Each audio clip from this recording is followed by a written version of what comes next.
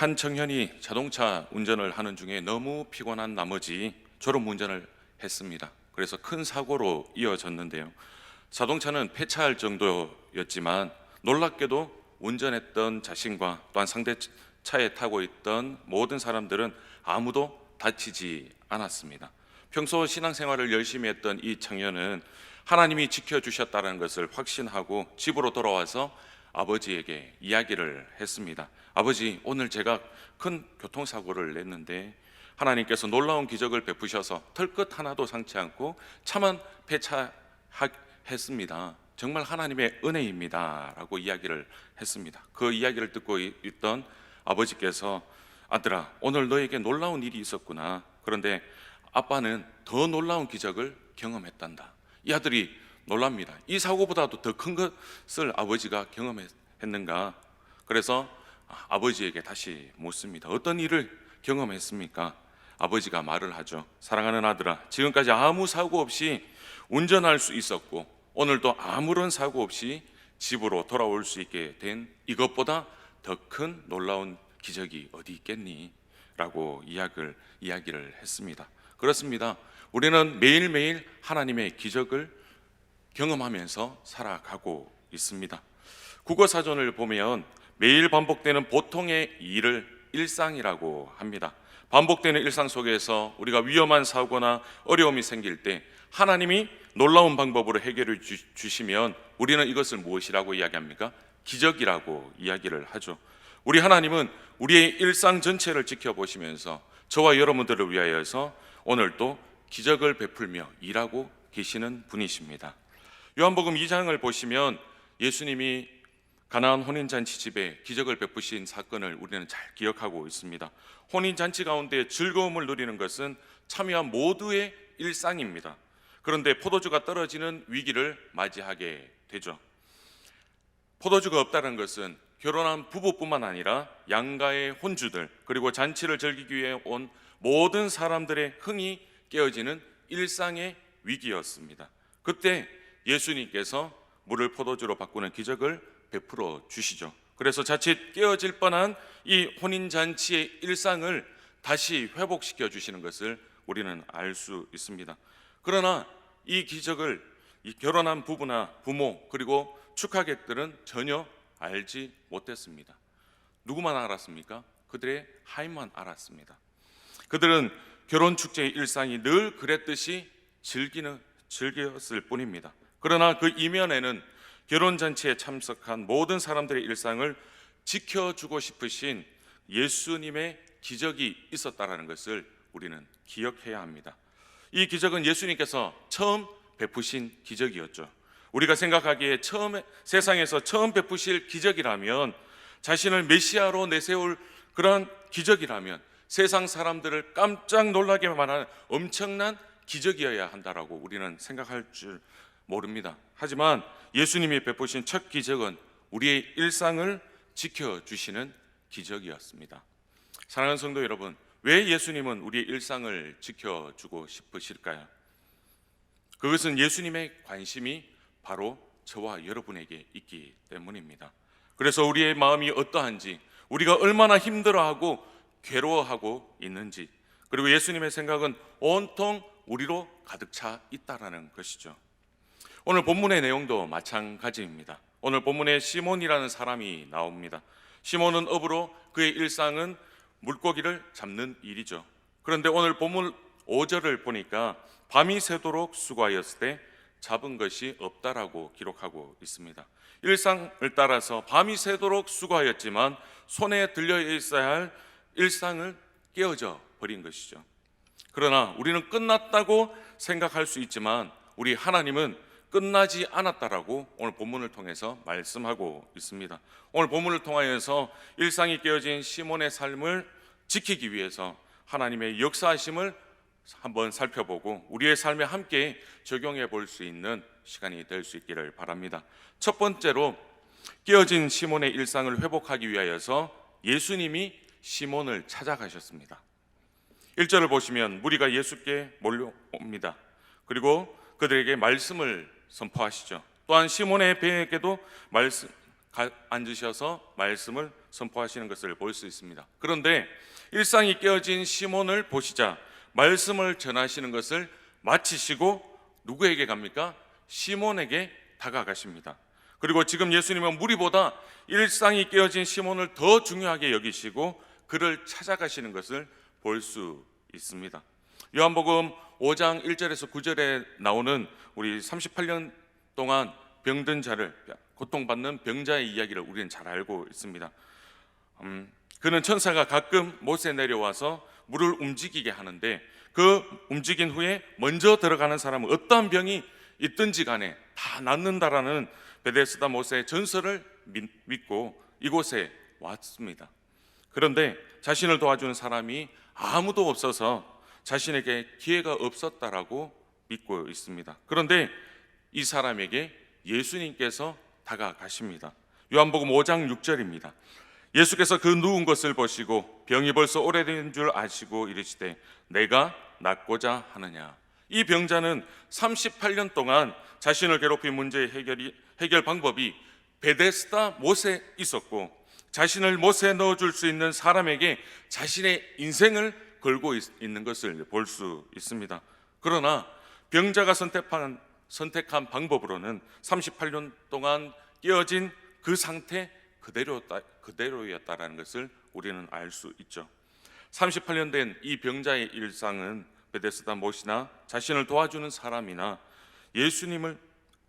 사람이 아니라 예수님을 만나서 해결되어졌다는 것을 우리는 알 수 있습니다. 그래서 요한복음 5장 9절 말씀에 그 사람이 곧 나아서 자리를 들고 걸어가니라. 이날은 안식일이니라고 기록합니다. 38년 동안 매주 안식일이 있었지만 한 번도 안식일의 일상을 누리지 못했던 이 병자가 자신을 찾아오신 예수님을 만나고 어떻게 되었습니까? 비로소 안식일의 일상을 누리게 되었다라고 말씀하고 있습니다. 병자의 시선은 누구에게 있었습니까? 베데스다 못이나 자신을 도와줄 사람을 향하였지만 예수님의 시선은 바로 그 병자를 향하고 있었다라는 것입니다. 오늘 본문의 시몬도 그물의 시선이 고정되어 있었습니다. 빈 그물의 시선이 고정되어 있었다라는 것이죠. 그러나 예수님의 시선은 누구를 향해 있었습니까? 바로 시몬을 향해 있었다라는 것이죠. 우리의 일상을 깨뜨리는 문제에 대해서 내 힘으로 해결해 보려는 방법들의 시선을 고정하고 있지는 않은지 돌아볼 수 있기를 바랍니다. 그러나 38년 된 병자나 그리고 시몬처럼 우리는 늘 빈손으로 살아가게 되는 존재입니다. 그런 우리를 주님께서 기억하시고 그런 우리를 주님께서 집중해 주시고 그런 우리를 주님이 알고 계신다라는 것입니다. 그래서 말을 하지 않았는데도 불구하고 병이 벌써 오래된 줄 아신 것입니다. 그리고 이 병자의 필요를 정확히 아시고 먼저 말씀하셨습니다. 내가 낫고자 하느냐. 시몬에게도 먼저 말씀하셨죠. 뭐라고 말씀하셨습니까? 깊은 데로 가서 그물을 내려 고기를 잡으라라고 말씀하십니다. 수많은 삶의 문제 속에서 우리의 안식, 우리의 일상은 늘 깨어집니다. 내 힘으로 어떻게 해보려고 하지만 우리의 삶은 어떻습니까? 늘 빈손으로 살아가게 되는 것입니다. 그러나 우리도 오늘 주님을 만날 때 진정한 안식을 누리게 될 줄 믿습니다. 이 시간 나에게도 찾아오셔서 내가 낫고자 하느냐, 깊은 데로 가라라고 말씀해 주셔서 내 삶에 역사하시는 그 하나님의 능력을 보게 해달라고 기도할 때 우리의 일상을 만지시고 우리의 일상을 지키시는 그 하나님의 은혜를 경험할 수 있는 저와 여러분이 될 수 있기를 축복합니다. 본문 2절을 보면 어부들은 나와서 그물을 씻는지라 라고 설명합니다. 이처럼 세상은 모든 것을 포기하고 깨어진 일상을 받아들여라, 그리고 그물을 씻어라라고 이야기합니다. 그런데 주님은 무엇이라고 말합니까? 아니라라고 말씀합니다. 깊은 데로 가서 그물을 내려라고 말씀하십니다. 그물을 보고 있던 시몬은 끝났다고 생각했지만 시몬을 보고 계시는 주님은 아니다, 나와 함께 다시 시작하자고 말씀하고 계시는 겁니다. 우리도 우리 자신을 향하여서 이제는 소망이 없어, 끝이야, 이젠 방법이 없다라고 말을 하면서 모든 것을 정리할지 모르지만 우리 주님은 말씀하십니다. 나를 봐라. 끝난 게 아니야. 나와 함께 다시 시작하자. 이렇게 말씀하십니다. 그렇다면 시몬처럼 우리도 다시 배를 띄워야 하는 것입니다. 그리고 그물을 깊은 곳에 내려야 하는 것이죠. 사랑하는 성도 여러분, 그물을 보면 끝난 것 같지만 주님을 보면 다시 시작하는 것입니다. 나의 문제를 보면, 나의 깨어진 일상을 보면 끝난 것 같지만 주님을 보면 다시 시작하자는 주님의 음성에 귀를 기울이면 새로운 문, 새로운 길로 인도해 주시는 줄 믿습니다. 시몬의 일상을 지키시기 위해서 예수님은 두 번째로 깨어진 일상 속에서 있는 시몬의 방향을 다시 잡아주시고 함께 해 주셨음을 우리는 알 수 있습니다. 시몬은 밤이 새도록 물고기를 잡느라 지쳤습니다. 그리고 그물을 씻는 것도 아무 소득이 없기 때문에 힘이 없습니다. 소득 없이 지쳐있는 시몬을 보시는 주님의 마음도 많이 아프셨을 것입니다. 그래서 주님은 시몬에게 말씀만 하고 끝난 것이 아니라 시몬과 함께 배에 오르시고 옆을 지켜주신 것을 우리는 알 수 있습니다. 이제 시몬의 배는 달라졌습니다. 이전과의 배와는 달라졌습니다. 똑같은 호수, 똑같은 배, 똑같은 그물이었지만, 환경은 같았지만 그의 배에는 이 세상을 창조해 주시고 이 세상을 다스리시는 전능하신 하나님께서 타고 계신다라는 겁니다. 이제 이 시몬의 배는 하나님의 인재로 충만해졌습니다. 빈배로 다시 떠났지만 이미 주님의 임재로 충만한 배가 되어졌다라는 것입니다.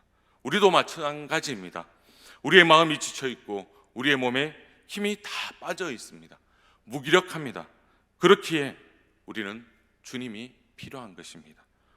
주님의 임재로 충만해져야 하는 것입니다. 성령으로 충만해져야 합니다. 이제 연말이 되니까 우리 순장님들께서 한 분, 두 분씩 저는 이제 못하겠어요. 너무 지쳤습니다. 순원들이 제 말을 안 들어요. 교사들도 똑같죠. 화면으로 보니까 우리 아이들이 어떻게 하는지, 어떤 마음을 가지고 있는지 답답합니다. 그래서 잠시 쉬려고요. 저는 그렇게 말을 합니다. 1년이 2년 되고 2년이 3년 되고 3년이 영원히 쉴 수 있습니다. 그렇기 때문에 지금 이 순간 놓쳐버리면 안 됩니다 라고 말씀을 드리면서 다시 시작하게 하는데, 오늘 말씀도 마찬가지입니다. 환경은 같습니다. 하지만 주님으로 채우면, 주님으로 가득 채우면 다시 할 수 있습니다. 그 힘을 가지고 다시 시작할 수 있는 저와 여러분이 될 수 있기를 축복합니다. 신명기 1장 30절 31절은 이렇게 말을 합니다. 너희보다 먼저 가시는 너희 하나님 여호와께서 애굽에서 너희를 위하여 너희 목전에서 모든 일을 행하신 것 같이 이제도 너희를 위하여 싸우실 것이며, 광야에서도 너희가 당하였거니와 사람이 자기의 아들을 안는 것 같이 너희의 하나님 여호와께서 너희가 걸어온 길에 너희를 안으사 이곳까지 이르게 하셨느니라. 하나님은 이스라엘의 걸음걸음마다 먼저 가셨습니다. 그리고 그들을 위하여 함께 하시고 그들을 안아 주셨습니다.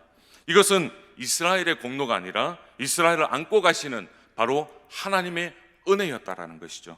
우리도 우리의 인생의 빈배에 주님을 태워야 하는 것입니다. 그분의 임재로 내 삶이 가득가득 충만하게 되어지는 것이죠. 고기를 잡을 때 모든 결정은 시몬이 했지만 이제는 누가 합니까? 예수님께서 하십니다. 힘든 인생길에 우리도 혼자 배를 타고 있는 것 같지만 이제는 주님이 함께 타고 가고 계십니다. 지금까지는 내가 고통과 괴로움과 걱정 속에서 혼자 결정했다면 이제는 주님이 하나씩 다 결정해 주십니다. 그런데 오늘 본문을 보시면 시몬은 세 가지 이유에서 예수님의 말씀에 순종할 수가 없었습니다. 그러나 순종한 것을 알 수 있습니다. 그 이유가 무엇이냐? 첫 번째, 예수님은 고기잡이에 관한 지식이나 경험이 없었던 목수였다는 것이죠. 그리고 두 번째는 고기 잡는데 최적의 시간은 밤이었습니다. 그런데 지금 시간은 무엇입니까? 아침입니다. 그리고 세 번째로 물고기를 잡기 위한 그물을 내리는데 어부인 시몬이 더 잘 알잖아요. 적당한 깊이. 그런데 예수님은 뭐라고 말씀하십니까? 깊은 데로 가서 그물을 내려라고 말씀합니다. 경험적으로 시간적으로 그리고 장소적으로 이해할 수 없었습니다. 그러나 시몬은 예수님의 말씀대로 그대로 순종했다라는 것이죠. 어부의 생활로 잔뼈가 굵은 시몬에 동의할 수 없는 상황이에요. 또한 예수님이 가자 하시는 깊은 곳은 수시로 큰 바람이 불어서 풍랑이 치면 죽을 수도 있는 위험한 곳이었다는 겁니다. 그런데 예수님은 고기를 잡을 수 없는 곳, 생명의 위험이 있는 곳으로 가라라고 말씀하고 있는 것입니다. 우리도 주님의 말씀에 순종하고 주님의 뜻대로 하겠다고 결심했지만 주님은 우리에게 전혀 동의할 수 없는 것을 명령하실 때가 있습니다. 그렇죠? 그럴 때 어떻게 하십니까? 한번 생각해 보십시오. 우리의 생각을 내려놓습니까? 아니면 하나님의 말씀에 온전히 순종하십니까? 우리의 생각을 내려놓아야 하는 것입니다. 내려놓을 때 하나님의 생각이, 하나님의 뜻이 우리 안에 가득 채워지는 것입니다. 동의되지 않고 이해되지 않지만 내 생각, 내 지식을 내려놓고 주님의 말씀에 순종하여서 한 걸음 한 걸음 내디딜 때 우리를 위하여서 준비하신 주님의 놀라운 계획과 그 기적을 맛보게 될 것입니다. 사랑하는 여러분, 우리는 왜 주님의 말씀에 순종하고 깊은 데로 가야 할까요? 그 이유는 우리 예수님께서 우리의 모든 것을 알고 계시기 때문입니다. 그래서 시편 119편 16절에 105절에 이렇게 말씀합니다. 주의 말씀은 내 발의 등이요 내 길의 빛이니이다. 말씀이신 그 예수 그리스도가 내 발의 등이고 내 길의 빛이 되어 주시기 때문입니다. 우리의 모든 것을 하시는 하나님께서 말씀하셨다면 우리가 해야 되는 것은 순종밖에 없습니다. 그분이 우리에게 가라고 명하신 깊은 곳은 우리의 인생 가운데 반드시 가야 하는 곳이라는 것을 우리는 기억해야 합니다. 그런데 깊은 데로 가라는 주님의 음성을 듣고도 우리는 왜 주저합니까? 그 깊은 데가 내가 가기 두려운 곳이어서, 나의 콤플렉스가 있는 곳이어서 주저하고 계십니까? 우리의 모든 것을 예수님이 맞다고 하시면 맞는 것이에요. 아니다고 하시면 아닌 것입니다. 그렇기 때문에 그분이 가라고 하시면 우리는 그러함에도 불구하고 한 걸음 한 걸음 순종하며 나가야 하는 것입니다. 예수님의 말씀을 들은 시몬은 이렇게 고백합니다. 5절 말씀입니다. 시몬이 대답하여 이르되 선생님, 우리들이 밤이 새도록 수고하였을 때 잡은 것이 없지만은 말씀에 의지하여 내가 그물을 내리리이다. 밤이 새도록 수고하였습니다. 그러면 많은 것을 얻어야 하는데 아무것도 얻지 못한 상황입니다. 우리도 이런 실망감에 사로잡혀 있을 때가 많습니다.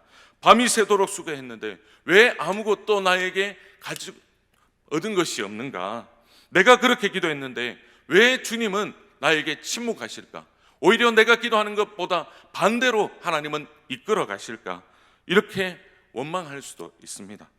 하지만 밤이 새도록 수고하였을 때 잡은 것이 없지만은, 이 구절 영어로 볼 때 없지만은 다음에 무엇이 있냐면 but이라는 단어가 있습니다.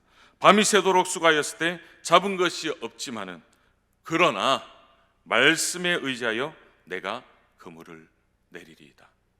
그러나 나는 이해할 수 없고 나는 그 말에 동의할 수 없지만 그러나 나는 순종하겠습니다. 그물을 내리겠습니다. 이렇게 고백합니다. 우리도 우리의 인생에 실망감이 몰려왔다면 우리에게 그 실망 다음 그러나 하며 그 실망을 뛰어넘는 말씀에 의지할 수 있는 믿음의 용기, 그리고 믿음의 결단이 필요할 줄 믿습니다. 그 믿음의 용기와 결단이 저와 여러분에게 가득가득 넘칠 수 있기를 소원합니다. 우리의 믿음이 현실에 오는 실망에 갇혀버리면 안 되는 것입니다. 우리의 믿음이 현실의 실망보다 작아서는 안 된다는 것이에요. 내 손에 많은 것이 있지만 하나님이 한번 후 하고 부르시면 다 날아간다는 것을 우리는 기억해야 합니다. 그러나 내 손에 아무것도 없지만, 하나 티끌 하나도 없지만 하나님께서 나를 향하여서 후 불어주시면 하나님께서 예비하신 모든 것들로 가득 채워주시는 줄 믿습니다. 시몬의 고백, 말씀을 의지하여, 그러나 말씀을 의지하여 내가 나아가겠습니다. 이 고백이 저와 여러분의 고백이 되기를 바랍니다. 이해할 수 없지만 믿음으로 나아갈 때 이해를 뛰어넘어 은혜를 경험하게 하시는 분이 바로 저와 여러분이 믿는 예수 그리스도이십니다. 믿음은 자신을 불신하고 하나님을 신뢰하는 것입니다. 깊은 데로 나아가 자신을 불신하고 하나님을 신뢰하는 것이 믿음입니다. 그리고 신념이 아니라 신앙으로 사는 우리가 되어야 한다는 것입니다. 세 번째로 시몬의 일상을 지켜주신 하나님께서 우리의 일상도 지켜주심을 알아야 합니다. 먼저 우리가 믿는 하나님은 이 세상을 창조하시고 다스리시는 하나님이시다는 것을 우리는 믿으며 살아가야 합니다. 6절을 보십시오. 그렇게 하니 고기를 잡은 것이 심히 많아 그물이 찢어지는지라. 시몬은 늘 고기를 잡아왔었는데 오늘만은 이것이 기적이라는 사실을 깨닫게 되는 것입니다. 그리고 자신이 일상을 누렸던 것이 기적이었음을 비로소 깨닫게 됩니다. 일상이 기적임을 깨닫게 된 그 시몬은 자신과 함께하여 주시고 자신의 일상을 회복시켜 주신 분이 그저 도움을 주신 분 정도가 아니라 하나님이심을 다시 한번 깨닫게 되는 것이죠. 고기를 잡기 전에 시몬은 5절에서 예수님을 무엇이라고 불렀습니까? 선생님이라고 불렀습니다. 여기에 쓰인 선생님이라는 단어는 관리자, 감독, 명령권자를 의미하는 단어입니다. 그러나 이 깨어진 일상을 회복시켜 주신 주님을 만나는 순간 그의 고백이 어떻습니까? 선생님에서 주님으로 바뀐 것을 볼 수 있습니다. 8절 말씀인데요. 시몬이 이를 보고 예수의 무릎 아래 엎드려 이르되 주여 나를 떠나소서 나는 죄인이로소이다. 여기서 주라는 단어 퀴리오스 너무나 많이 알고 있습니다. 힘이 있는 그리고 권세를 가진 권한 부여를 받은 의미를 합니다. 물리적인 힘이 아니라 지배력을 나타내는 단어인데요. 대부분 하나님을 뜻하는 의미로 사용하는 단어입니다. 시몬은 예수님이 하나님이시라는 것을 깨달았습니다. 그리고 하나님께서 나의 일상을 지켜주신다는 것을 깨닫게 되는 것이죠. 사랑하는 여러분, 내가 믿고 있는 하나님이 나에게 그저 오늘 나온 말씀처럼 선생님, 그저 명령권자 정도인가요? 감독자 정도인가요? 아니면 이 세상을 창조하시고 이 세상을 다스리시고 지금도 나와 함께 하시며 나의 일상을 회복시켜 주시는 전능하신 하나님, 나의 주님으로 믿으며 살아가시는가요? 진짜 우리의 주님, 그 주님이 맞으신가요? 그런데 우리는 왜 흔들릴까요? 우리의 신앙이 왜 의심이 가득할까요? 우리에게는 선생이 아닌 주님이신 하나님을 만나는 우리의 삶이 이루어져야 한다는 것입니다.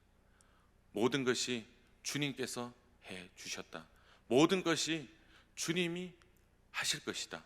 모든 것을 주님께서 해결해 주실 것이다. 이런 믿음이 우리에게 있어야 될 줄 믿습니다. 두 번째로 일상에서 하나님 앞에서 낮아질 때 하나님은 우리를 높여 주신다는 것을 기억해야 합니다. 시몬은 자신과 함께하는 이가 도와주시는 분 정도가 아니라 하나님이심을 깨달았다고 말씀했습니다. 8절을 다시 보시면 주여 나를 떠나소서 나는 죄인으로소이다. 시몬의 이 고백은 내 삶을 내가 운전해왔다는 그 사실에 대한 깨달음과 회개의 고백인 것이죠. 여러분, 신앙생활은 시소와 같습니다. 시소 아시죠? 놀이터에 가면 시소 있지 않습니까? 시소는 절대 혼자 탈 수 없습니다. 혼자 타면 재미없습니다. 왜입니까? 반대편에 누군가가 있어야지 위로 갔다 내려갔다 이렇게 움직이면서 노는 것이 시소 아닙니까? 신앙생활도 마찬가지입니다. 나 혼자 아무리 올라가려고 해도 안 되는 것이 신앙입니다. 내 앞에 주님이 계셔야 하는 것입니다.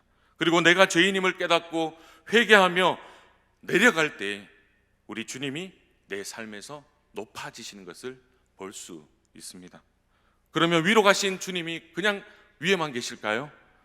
놀랍게도 주님은 밑으로 내려오셔서 다시 우리를 높이 올려주십니다. 누가복음 18장 11절부터 13절까지의 말씀, 성전에서 바리새인과 세리의 기도에 대해서 나오는데 잘 아는 말씀이에요. 바리새인은 어떻게 기도했습니까? 토색, 불의, 간음을 하는 자와 같지 않고 이 세리와 옆에 있는 이 세리와도 같지 않음을 감사했습니다. 그리고 일회에 2번씩 금식하면서 소득의 11조도 드렸다라고 기도하고 있습니다. 옆에 있는 세리는 어떻게 기도합니까? 눈을 들어 하늘을 쳐다보지도 못하고 가슴을 쥐어짜면서 말을 하죠. 하나님이여, 나를 불쌍히 여기소서. 나는 죄인입니다. 세리는 이렇게 기도합니다. 이 두 사람에 대해서 예수님께서 어떻게 평가하십니까? 누가복음 18장 14절에 이렇게 말씀하십니다. 내가 너희에게 이르노니 이에 저 바리새인이 아니고 이 사람이 의롭다 하심을 받고 그의 집으로 내려갔느니라. 무릇 자기를 높이는 자는 낮아지고 자기를 낮추는 자는 높아지리라 하시니라. 무릇 자기를 높이는 자는 낮아지고 자기를 낮추는 자는 높아지리라. 이것이 예수님의 말씀입니다. 여러분, 마치 우리가 바리새인 같지 않습니까? 저도 이 말씀을 보았을 때 바리새인 같았습니다. 주님, 그래도 저는 괜찮지 않습니까? 그래도 나는 새벽 예배 나오고 이 시간 한마음 기도에 나오고 이제 기도 헌신도 하고 주일 예배도 열심히 나오고 헌금도 꼬박꼬박하고 봉사도 헌신도 열심히 했는데 나는 저 사람보다 조금 더 낫지 않습니까? 저 사람 좀 보세요. 교회에 다닌다고 하면서 저렇게 이야기를 하고 세상에서 저렇게 행동을 하면 어떻게 합니까? 그래도 제가 좀 낫지 않습니까? 이렇게 평가하는 것이 저와 여러분의 모습 아닌가 돌아보게 됩니다. 우리에게 중요한 것은 무엇이냐? 저 사람이 아니라 하나님 앞에 서 있는 나 자신이라는 것을 우리는 기억해야 합니다. 자신이 죄인임을 깨달은 시몬은 하나님 앞에서 겁이 났습니다. 그리고 너무나 무서웠습니다. 그리고 그는 11절에서 예수를 따랐습니다. 죄인된 나를 볼 때 교만한 내 모습, 그리고 죄의 본성에 사로잡혀 있는 늘 죄를 짓는 연약한 내 모습, 그리고 주님의 말씀대로 살지 못하는 내 모습을 볼 때 우리가 할 수 있는 것은 무엇입니까? 단 한 가지밖에 없다는 것입니다. 시몬처럼 주님을 따르는 길밖에 없습니다. 오늘 이 시간 주님 앞에 나아가 주님만 붙잡을 수 있는 저와 여러분이 될 수 있기를 소망합니다. 마지막으로 하나님은 내 손에 든 것을 통하여서 기적을 일으켜 우리의 일상을 지켜주신다는 것입니다. 원래 어부 시몬의 손에는 물고기로 가득한 그물이 있어야 합니다. 그러나 일상이 깨어진 시몬의 손에는 빈 그물밖에 없었습니다. 그런데 예수님은 이 시몬의 손에 든 빈 그물을 통하여서 두 배가 잠길 만큼의 기적을 일으켜 주셨다는 것을 우리는 잘 알 수 있습니다. 여러분, 오늘 우리의 일상이 깨어진 채 어떻게 해야 하나? 어떻게 살아가야 할까? 포기하고 절망하고 있을 수 있습니다. 그러나 우리 주님은 이렇게 말씀하십니다. 내 손에 든 것이 무엇이냐? 내가 가지고 있는 것이 무엇이냐? 너에게 있는 것이 무엇이냐? 이렇게 물으시죠. 출애굽기 4장 2절 말씀을 보면 모세를 만나신 하나님께서 이렇게 말씀합니다. 내 손에 있는 것이 무엇이냐? 물으십니다. 모세는 이렇게 대답합니다. 내 손에 있는 것은 지팡이 하나뿐입니다. 한낱 양을 지키는 목동의 지팡이일 뿐이었습니다. 하지만 어떻게 사용하셨습니까? 하나님은 그 지팡이를 통하여서 홍해를 갈라주셨습니다. 그리고 그 지팡이를 통하여서 반석에 물이 나올 수 있도록 하나님께서 기적을 베풀어 주셨습니다. 기적의 도구로 사용해 주셨습니다. 하나님은 오늘 우리에게도 물으십니다. 내 손에 든 것이 무엇이냐? 내가 가진 것이 무엇이냐? 비록 우리의 일상이 무너졌다 할지라도 하나님은 내 손에 든 것을 통하여서 일상보다 더 크게 회복시켜 주신다고 말씀하고 있습니다. 우리는 가끔 한계에 부딪히고 어려움이 닥치고 주변과 비교하면서 늘 좌절하며 늘 절망 가운데 살아갑니다. 내게 남은 것이 없다, 힘이 없다, 그렇게 고백하지만 나에게 아직 남아있는 것이 분명 있습니다. 우리는 깨어져 버린 그 일상, 그리고 잃어버린 것에 집중하지만 하나님은 우리에겐 아직 남아있는 것에 집중하고 계십니다. 그리고 남아있는 그것으로 우리의 일상을, 깨어진 일상을 회복시키고자 하는 것입니다. 상실한 것, 잃어버린 것보다는 아직도 남아있는 것이 더 많다는 것을 기억해야 합니다. 더욱이 우리가 모든 것을 다 잃어버려도, 모두가 나를 떠나버려도 하나님은 우리를 잃어버리지 아니하시고 하나님은 우리를 떠나지 않는다는 사실을 기억하면서 담대하게 살아가야 하는 것이죠. 우리에게는 하나님이 계십니다. 깨어진 일상을 회복시켜 주시는 그 하나님께서 바로 저와 여러분의 편이 되어주고 계십니다. 이 하나님을 믿고 의지할 수 있는 우리 모두가 될 수 있기를 소망합니다. 사랑하는 성도 여러분, 말씀을 맺습니다. 일상이 깨어진 시몬을 주님이 찾아오셨습니다. 그리고 함께해 주셨습니다.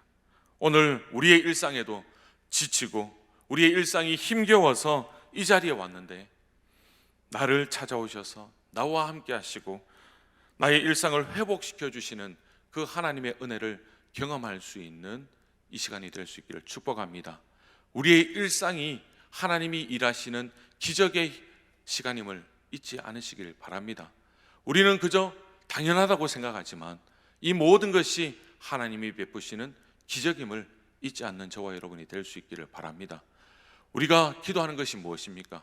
나의 유익을 위해서 기도합니까?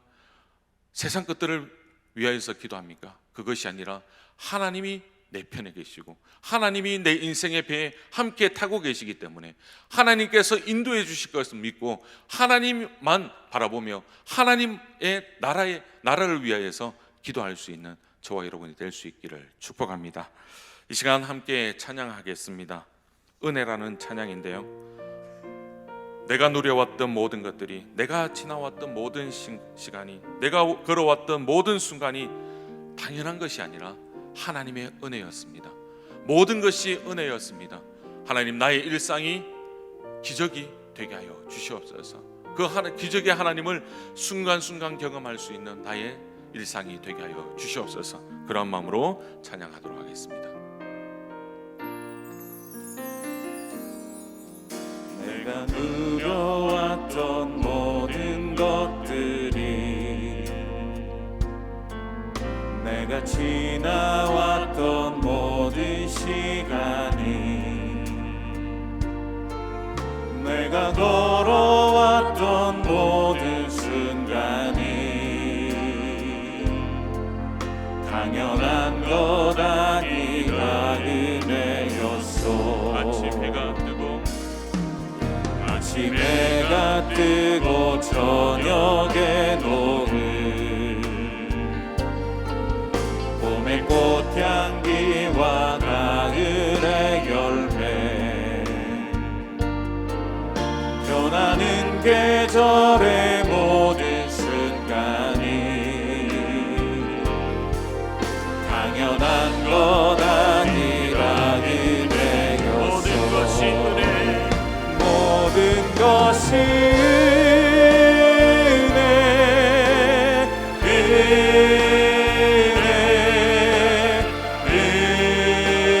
은혜, 한없는 은혜, 내 삶에 당연한 것 하나도 없었던 것을, 모든 것이 내 은혜였소. 내가 이 땅에 태어나 사는 것, 어린아이 시절과 지금까지 숨을 쉬며 살며 꿈을 꾸는 삶, 당연한 것 아니라 은혜였소. 내가 하나님의 자녀로 살며, 내가 하나님의 자녀로 살며 오늘 찬양하고 예배하는 삶, 복음을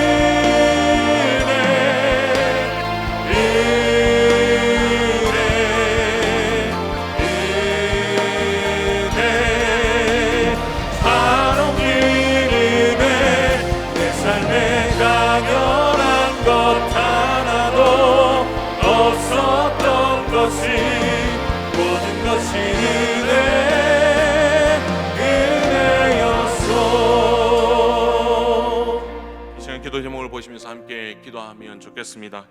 기도하겠습니다. 힘들어 그물만 보고 있는 우리를 불쌍히 여겨주시고 38년 된 병자와 시몬을 찾아가셨던 것처럼 이 시간 나를 찾아와 나를 만나 주옵소서. 나의 배에는 무엇으로 충만해져 있는지를 돌아보게 하시고 내 생각과 교만으로 충만하다면 모든 것을 버려두고 주님으로 충만한 삶이 되게 하여 주시옵소서. 내가 가야 할 깊은 데가 나에게는 두렵고 이해되지 않는 곳이지만 시몬처럼 주님의 말씀에 온전히 순종하게 하여 주시고 주님이 나와 함께 하심을 잊지 않게 하여 주시옵소서. 이 시간 기도의 제목을 가지고 주님 이름 한번 부르시고 간절히 기도하도록 하겠습니다. 기도하겠습니다. 주여